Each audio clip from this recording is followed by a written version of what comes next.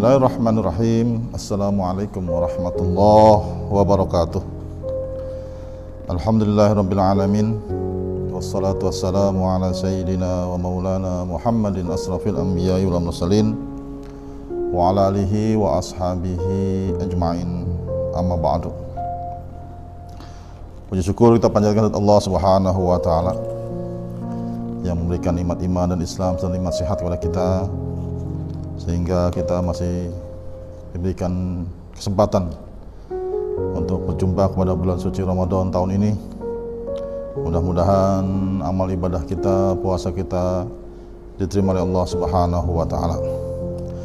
Pada kesempatan pertemuan kali ini saya akan membahas tentang Islam rahmatan lil alamin. Sebelum kita mengkaji lebih jauh tentang Islam rahmatan lil alamin, alangkah baiknya kalau kita mulai dari kata rahmat. Rahmat di dalam Al-Quran tertulis kalau nggak salah sebanyak 114 kali disebut dalam Al-Quran. Kemudian kata Ar-Rahman disebut dalam Al-Quran sebanyak 100 kali. Rahmat di situ ada huruf ro, ha, dan mim. Ro, ha, ma, yang artinya adalah kelembutan, kehalusan, dan kasih sayang. Dalam mufradat al-faj al-Quran, kata rahmat berarti kelembutan yang menuntut berbuat baik kepada yang disayangi. Terkadang juga rahmat diartikan dengan kelembutan, kadang pula diartikan dengan berbuat baik. Setidaknya tidak kurang dari 14 makna kata rahmat. Di antaranya ada sebagai berikut. Yang pertama, rahmat bermakna agama Islam, bahwa agama Islam itu adalah untuk rahmatan atau kasih sayang, maka dikatakan rahmatan lil alamin, rahmat atau kasih sayang terhadap alam semesta. Yang kedua, kata rahmat bermakna surga. Di situ kalau kita lihat, surga dapat masuk, atau surga semata-mata, orang masuk surga itu semata-mata karena rahmat atau kasih sayang dari Allah Subhanahu wa taala. Yang ketiga, rahmat berarti turun hujan.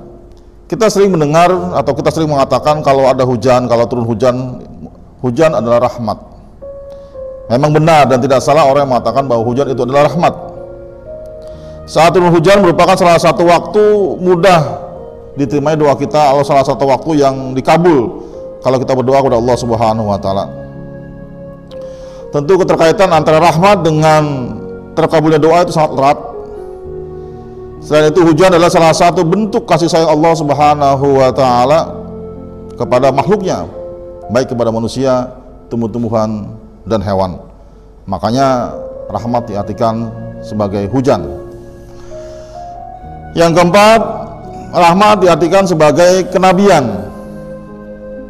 Kedatangan Nabi menjadi sebuah rahmat bagi alam semesta, khususnya manusia, untuk keluar dari kegelapan kepada terang benderang, keluar dari kegelapan hati dan akal.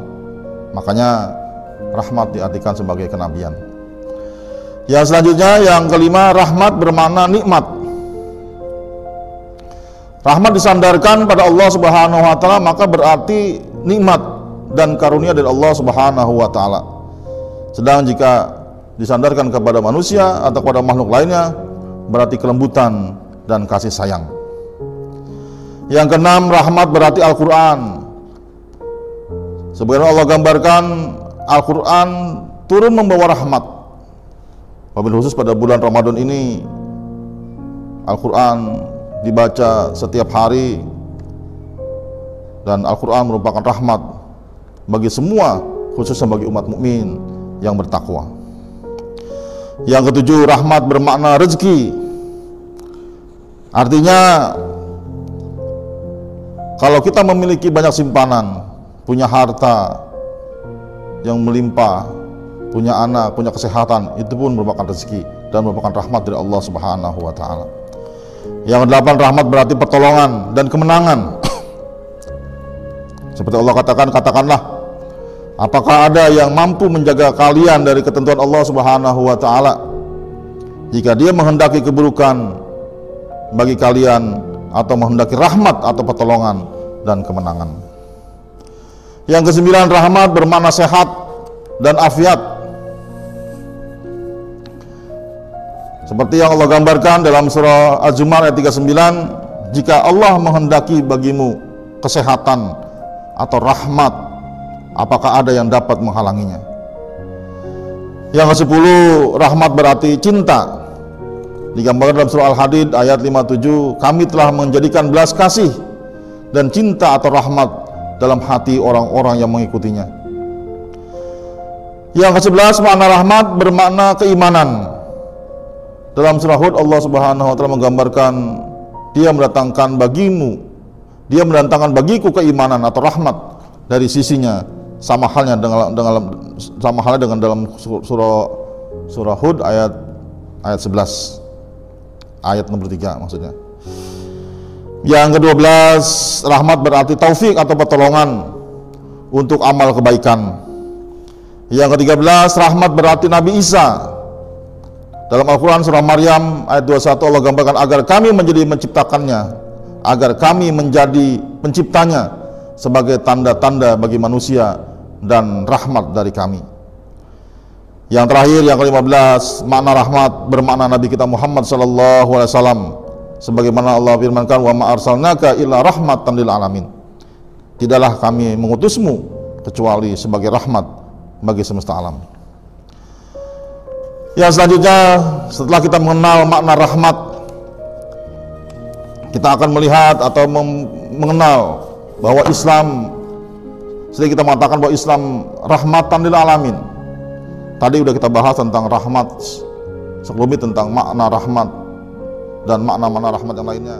Selanjutnya, kalau tadi kita bahas tentang rahmat secara global, makna rahmat ada 19 makna rahmat yang sudah kita pelajari. Sekarang kita beralih kepada tentang Islam, karena di situ ada kata kalimat Islam rahmatan lil alamin. Asal Islam itu, asal kata Islam berasal dari kata aslama yuslimu islaman, berasal dari isim masdar islaman. Secara etimologi atau dilihat dari asal katanya, kata Islam itu mempunyai beberapa arti. Yang pertama, as-salma, damai atau kedamaian. Seperti Allah firmankan dalam surah Al-Anfal ayat 61, wa in janahu lisalmi faznah laha wa tawakkal 'ala Allah innahu was-samiul alim. Dan jika mereka condong kepada kedamaian, maka condonganlah kepadanya dan bertawakallah kepada Allah, sesungguhnya Dialah yang Maha mendengar lagi Maha mengetahui. Yang kedua, aslama, taat atau berserah diri. Firman Allah dalam surah Al-Imran ayat 83, apa ghaira dinillahi yabghuna wa lahu aslama man fis samawati wal ard tau'an wa karhan wa ilaihi yurja'un. Maka apakah mereka mencari agama yang lain dari agama Allah, padahal kepadanya lah menyerahkan diri segala apa yang di langit dan di bumi, baik dengan suka maupun terpaksa, dan hanya kepada Allah lah mereka dikembalikan. Yang ketiga, asal kata dari kata istaslama yastaslimu muslimun, berserah diri. Balhumul yauma muslimun mustaslimun, balhumul yauma mustaslimun, bahkan mereka pada hari itu menyerahkan diri. Yang keempat, salim, artinya bersuci. Dalam surah Allah berfirman, illa man atallaha biqalbin salim, kecuali orang-orang yang menghadap Allah dengan hati yang bersih. Yang selanjutnya adalah salam, selamat atau keselamatan. Qulna ya narukuni bardan wa salaman ala Ibrahim. Kami berfirman, Allah berfirman, hai api, menjadi dinginlah dan menjadi keselamatanlah bagi Ibrahim. Al-Anbiya ayat 69. Yang selanjutnya,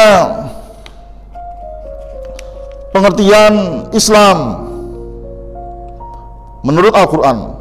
Falamma ahsana Isa minhumul kufra qala man ansari ilallah qala al-hawariyuna nahnu ansarullah amanna billah washhad bi anna muslimun. Maka tatkala Isa mengetahui keingkaran mereka Bani Israel, berkatalah dia, siapakah yang akan menjadi penolong-penolongmu untuk menegakkan agama Allah? Para hawariyin atau sahabat-sahabat setia menjawab, kamilah penolong-penolong agama Allah, kami beriman kepada Allah, dan saksikanlah bahwa sesungguhnya kami adalah orang-orang yang berserah diri. Pengertian Islam menurut hadis, Al-Islam bunyal Islam ala khamsin, syahadat la ilaha illallah, wa iqamis shalah, wa itaiz zakah, wa shaumi ramadan, wa hajjul baiti man istata'a ilaihi sabila. Islam adalah engkau bersyahadat bahwasanya tidak sembahan yang berhak disembah kecuali Allah Subhanahu wa taala, dan Muhammad utusan Allah, menegakkan salat, menunaikan zakat, berpuasa bulan Ramadan, dan melaksanakan haji ke Baitullah jika mampu melaksanakannya. Islam rahmatan lil alamin. Akhir-akhir ini kita sering mendengar kata-kata Islam rahmatan lil alamin, wa ma arsalnaka illa rahmatan lil alamin. Ayat itu menunjukkan hakikat misi utama Nabi kita Muhammad SAW dalam menebarkan rahmat, menebarkan rahmat kasih sayang bagi seluruh isi alam semesta ini, termasuk di dalamnya kalangan kita manusia dan makhluk-makhluk yang lainnya. Paling tidak ada 8 pengertian dasar yang terkandung di dalam Al-Quran kata rahmatan lil alamin. Yang pertama, Islam itu agama non-diskriminasi. Islam memberi tuntunan agar manusia memiliki kesadaran bahwa semua umat manusia pada hakikatnya setara di hadapan Allah Subhanahu wa taala dan Rasulnya. Yang kedua, Islam itu agama yang accessible. Artinya Islam itu agama yang mudah dijangkau oleh siapa saja.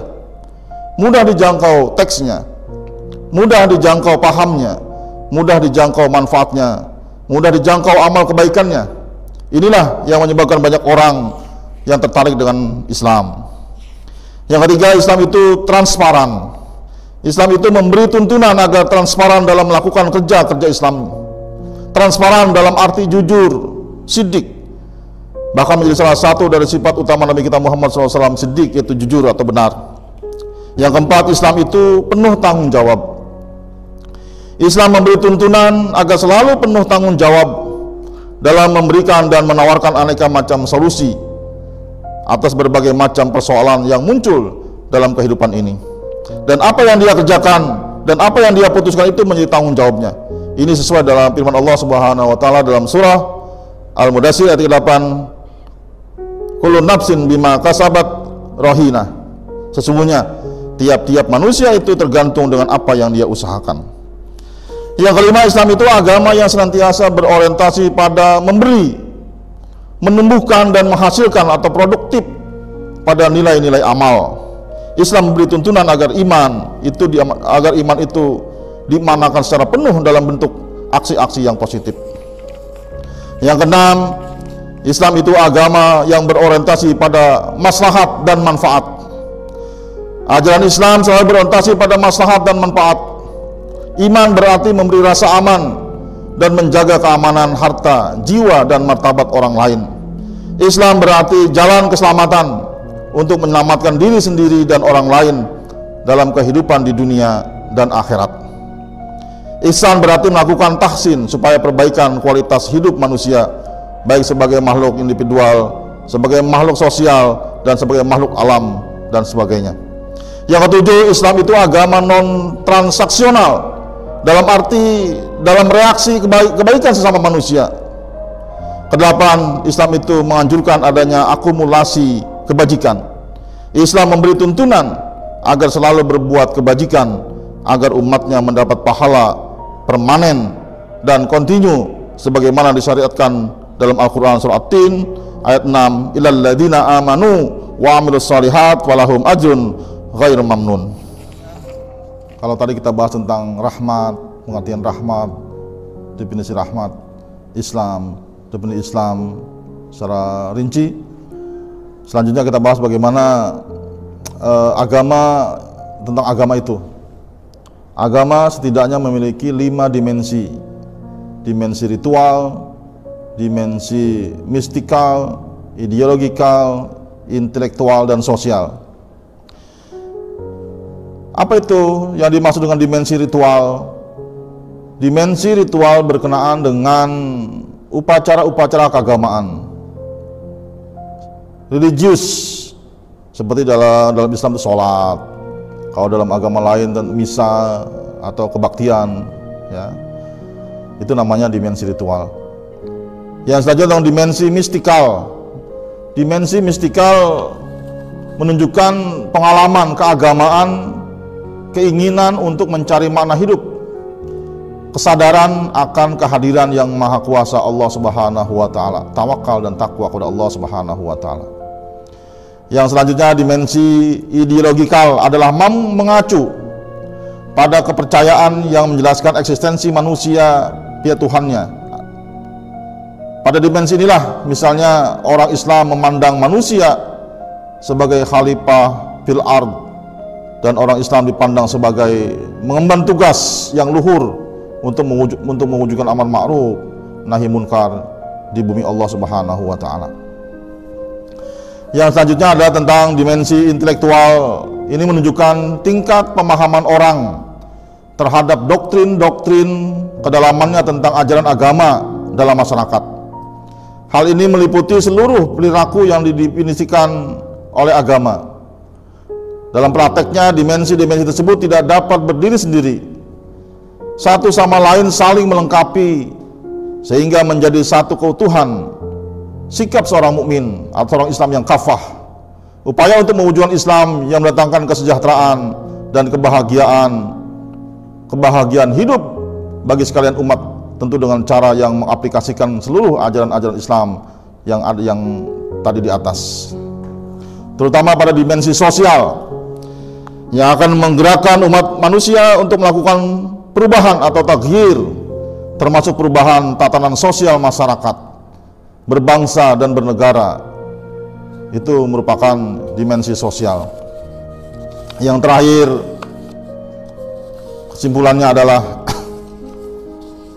Islam rahmatan lil alamin ialah mencerminkan bahwa ajaran agama Islam yang didakwakan oleh Nabi kita Muhammad SAW merupakan hal yang dapat membawa kedamaian, ketenangan, ketentraman, dan keamanan bagi seluruh hal yang ada di alam semesta ini, dan secara umum dapat diartikan sebagai pembawa konsep kedamaian di dunia, termasuk konsep bahwasanya seorang yang menganut kepercayaan akan Islam diharapkan dapat menegakkan kedamaian dan keselamatan bagi seluruh umat manusia. Demikian materi yang dapat saya sampaikan pada kesempatan kali ini. Saya akhiri, mohon maaf kalau ada salah dan kekurangan. Billahi taufiq wal hidayah. Wassalamualaikum warahmatullahi wabarakatuh.